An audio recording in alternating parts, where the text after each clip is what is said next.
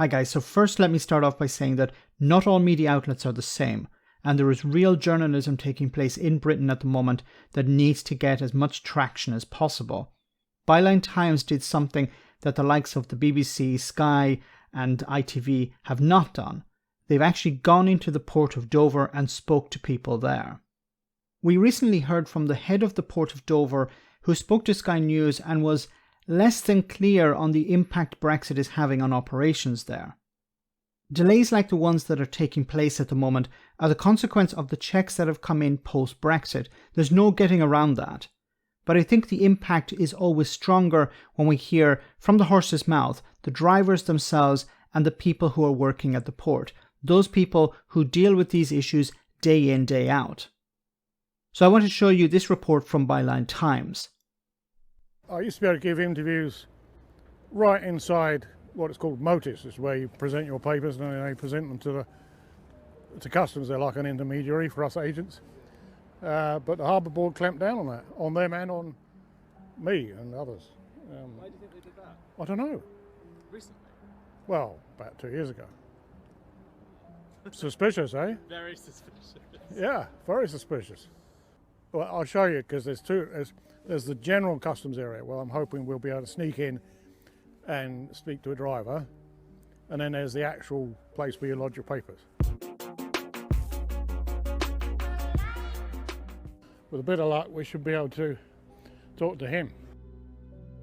I have 17 hours advance. 17 hours you've been waiting here because of customs paperwork. I come from Germany and I have 24 hours here. 24 hours Yeah. you've been waiting here. Yes. But before the 1st of January, you would have just gone straight through, yeah? Yeah. How long have you been waiting? How many hours? Long time. How many hours? It's not hours, it's days. How many days? 4 days. 4 days you've been waiting here Yes. because of paperwork. Yes. 9 hours. 9 hours. 10 hours.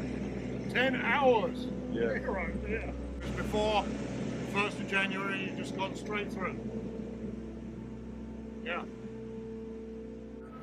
15 hours. It's a long time, it's 24 hours stay here. 24 hours you've been waiting Yeah. here. Dear, oh dear. It's terrible in French, when crossing in French with the food Yeah. is 30 hour, 14 hour. What, now? Yeah. Oh. I think we shouldn't have left, come out of Brexit. You know what I mean? I could be still sat here tomorrow. If there's one little niggly bit ain't right, and that's it. Too much paperwork. Yeah, that's right, it is. The Brexit is not good for UK, for Europe. Yeah. Anyway. So the man at the beginning, the one leading the journalists around, said that he used to be able to give interviews, but that ended 2 years ago. That was at a time when it still wasn't clear whether Britain would leave with or without a trade deal. It was also around the time when Boris Johnson's government wanted to clamp down on Brexit itself. Remember, when he got Brexit done, when he said that he got Brexit done, well, following the election victory, the goal in Whitehall was to stop talking about Brexit.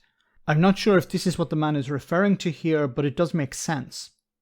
We also got to hear from the drivers themselves. So from the report, the waiting time is double figures when it comes to hours, but also even days. As we've heard in the past, if a consignment has even one small problem with it, the entire shipment can be rejected. That means either the driver waiting for the paperwork to be corrected, or he or she has to drive back to the point where it was loaded and have the paperwork corrected there. One of the drivers talked about food. Think about how some food used to arrive fresh. Now, due to these checks, fresh items may need to sit in a truck for days. This is winter time. Imagine what it's going to be like in summer. Some people have informed me that they've noticed food in supermarkets having a much shorter shelf life than before. In the past, you could have bought something and it lasted perhaps a week. Now it's moldy just after a few days. This is likely due to fresh food sitting in a truck for longer than it should.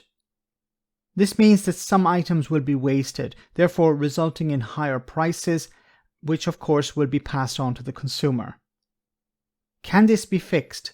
Well, in the short term, no. The problem is likely to get worse before it gets any better because more checks are coming in later on in the year.